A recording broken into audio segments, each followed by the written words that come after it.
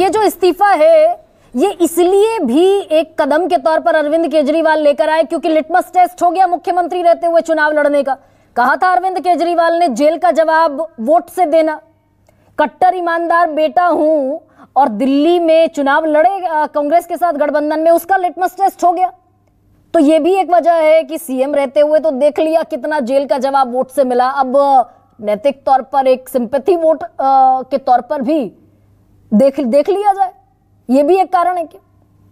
जो उन्होंने भाषण दिया इस अनाउंसमेंट के बाद कि मैं इस्तीफा देने वाला हूं 2 दिन के बाद, तो उसमें जो उनका वक्तव्य था उससे सीधा सीधा एक अर्थ निकलता है कि वो इस इलेक्शन को अपनी ईमानदारी पे रेफरेंडम बना रहे हैं कि अगर आप मुझे वोट डालेंगे तो मैं वापस मुख्यमंत्री बनूंगा। अब बात यह है कि अब से लेकर और फरवरी तक Arvind ji lame duck chief minister रहते, उनके पास अधिकार तो है नहीं। जो लेफ्टिनेंट गवर्नर है वो असल में डिफैक्टो चीफ मिनिस्टर है, नॉमिनेटेड चीफ मिनिस्टर है, और जो उनकी जो जवाबदेही है वो बहुत ज्यादा है आज के दिन लेफ्टिनेंट गवर्नर पे, क्योंकि लेफ्टिनेंट गवर्नर की क्लियरेंस के बिना वो कोई फैसला नहीं ले सकते। तो अब जो वो इलेक्शन करवा रहे हैं वो उसका सिर्फ एक तात्पर्य है कि उनकी अपनी शख्सियत पे रेफरेंडम हो। अपनी परफॉर्मेंस पे नहीं मांग रहे, वो अपनी शख्सियत पे मांग रहे। जो उन्होंने भाषण दिया, अगर आप उनके वक्तव्य देखें तो उन्होंने कहा कि मैं वापस आऊंगा, अगर आप वोट हमारे लिए डालेंगे तो मेरे लिए वोट होगा, वो मेरी ईमानदारी के लिए वोट होगा। तो अपनी ईमानदारी के लिए वोट लेने निकले। अब उसमें वो जीतते हैं हारते हैं वो अलग बात। दूसरी बात है कि 5 महीने के बाद तो इलेक्शन होया ना था दिल्ली में। अभी तक उन्होंने हाउस के डिसोल्यूशन का कोई प्रपोजल नहीं दिया। उन्होंने सिर्फ जनता को बताया कि मैं रिजाइन करने वाला हूं 2 दिन के बाद। वो लेफ्टिनेंट गवर्नर के पास नहीं गए, अपना इस्तीफा उनको पेश नहीं किया, ये भी नहीं कहा कि weather he is dissolving the house और नॉट। तो आज के दिन ये कहना कि वो अपेक्षा करेंगे कि वो चुनाव जो है वो महाराष्ट्र के साथ हो, वो तो बड़ा अनर्गल बात है। बिल्कुल ठीक बात है, हाइपोथेटिकल है। ये केजरीवाल गेमिंग, ये केजरीवाल खेल भी खेल रहे हैं क्या? साइकोलॉजिकली एक वॉरफेयर भी है। देखिए मेरी बात सुनिए, पॉलिटिक्स में रोज होता है। आप एक पासा चलते हैं, दूसरा पासा दूसरी तरफ से आता है। लेकिन मेरा ये मानना है कि ये जो रेफरेंडम करवा रहे हैं अपनी शख्सियत पे, अब देखिए अगर ये जीत भी जाते हैं तो क्या इलेक्शन में विक्ट्री जो है वो उनको सुरखरू कर देगी? इनके ऊपर जो आरोप है उनसे ठीक बात है। क्या ये बरी हो जाएंगे? क्या ये एक्साइज केस से बरी हो जाएंगे? मोरल विक्ट्री तो होगी विनोद जी, लेकिन भाई चुनाव में जीत और हार और नंबर गेम तो इस देश में बहुत सारे नैरेटिव्स बनाता और बिगाड़ता है।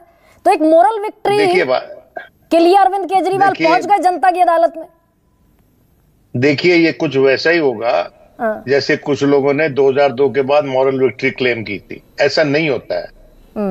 इमरजेंसी के बाद इंदिरा गांधी जीतती थी, मॉरल विक्ट्री क्लेम हो गई, वो ऐसा नहीं होता है। वो आरोप रहते हैं अपनी जगह पे, आज भी आरोप लगते हैं ना, लोग याद करवाते हैं ना उस सब चीज को। तो मेरा ये मानना है कि वो जिसको भी बनाएंगे वो उनका मनोनीत मुख्यमंत्री होगा। और जो नया मुख्यमंत्री उनकी स्ट्रेटजी ये है कि वो जीत जाते हैं अगर इलेक्शन तो डी फैक्टो चीफ मिनिस्टर वो होंगे, डी जोरे चीफ मिनिस्टर जो है उनका मनोनीत व्यक्ति होगा।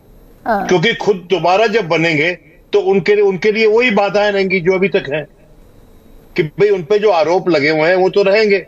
लेकिन क्या बीजेपी को जो बीजेपी एक मेन ऑपोजिशन के तौर पर, मेन ओपोनेंट के तौर पर दिल्ली में खड़ी दिखती है, उसको डिसआर्म करते हुए भी दिखे क्या अरविंद केजरीवाल? फर्ज कीजिए कि इस्तीफा दे दिया 2 दिन बाद, तो एक तो ये आरोप डिसआर्म हो गया कि पद से चिपका हुआ मुख्यमंत्री है, सुनीता केजरीवाल नहीं बनती है मुख्यमंत्री तो ये आरोप भी डिसआर्म कर दिया बीजेपी को कि परिवारवादी है। ये तो बीजेपी को एक मूव में डिसआर्म करते हुए भी दिख रहे हैं क्या? देखिए गरिमा, एक बात मैं आपको कहना चाहता हूँ कि जहां पर बीजेपी की मार्जिनल प्रेजेंस भी है, वहां भी उसको मेन ऑपोजिशन बना के बोला जाता है। ये बात सही है कि बीजेपी की टेंजिबल हवा, वॉइस वॉल्यूम के हिसाब से वो मेन ऑपोजिशन पार्टी लगती है, क्योंकि यहाँ पर कांग्रेस मूर्छ अवस्था में है। लेकिन मैं समझता हूं कि ये उचित नहीं होता। अब आप हैदराबाद में भी, आंध्र प्रदेश में भी उसको मेन ऑपोजिशन बना के प्रस्तुत कर रहे हैं। नहीं भाई, 38% पंजाब में भी उसको 38% वोट है ना भारतीय जनता पार्टी के पास। पंजाब में भी आप उसको मेन ऑपोजिशन बना के प्रस्तुत कर रहे हैं। नहीं, दिल्ली में स्पेसिफिकली दिल्ली में 38% का वोट शेयर है। हाँ, दिल्ली में ठीक है, दिल्ली में मैं मानता हूं। अब बात सही है कि वो मेन ऑपोजिशन जो है उसके पास 10 से कम एमएलए हैं आज के दिन, और जो रूलिंग पार्टी है उसके पास 60 से ज्यादा है। अगर ये इनके 40 पे भी आ जाते हैं तो नैतिक तौर पे इनके लिए एक बड़ी सेटबैक होगा मेरी नजर में, क्योंकि इन्होंने बहुत बड़ा अपना अस्तित्व, अपनी पर्सनैलिटी को स्टेक पे लगा दिया है कि ये वोट मेरे लिए है। जैसे पिछली बार मोदी जी ने अपने लिए वोट मांगा था ना, अभी इलेक्शन जो लोकसभा में हुए, वही मैं समझता हूं बात अरविंद केजरीवाल ने दोहराई है। तो विनोद जी, दिल्ली का माहौल इस वक्त, ये जो अदालत में रख दिया अरविंद केजरीवाल ने खुद को, कह रहे हैं और आपका भी कहना है कि बहुत बड़ा स्टेक लगा दिया अरविंद केजरीवाल ने, कंप्लीट पर्सनालिटी को स्टेक पर लगा दिया।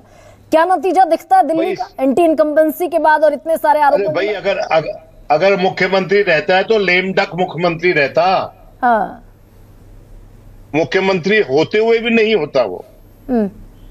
तो वो जो चॉइसेस उसके सामने डिफिकल्ट चॉइसेस थी, उसमें से दो में से एक चॉइस उसने अपना ली है, जो आज के दिन प्रैग्मेटिक चॉइस लग रही है मुझको कि भाई ठीक है, पॉलिटिक्स में रिस्क तो लेना पड़ता है, लेकिन उसने प्रैग्मेटिज्म दिखाया है और त्याग पत्र दे दिया है। अगर बना रहता तो बहुत शीशा लेदर होती।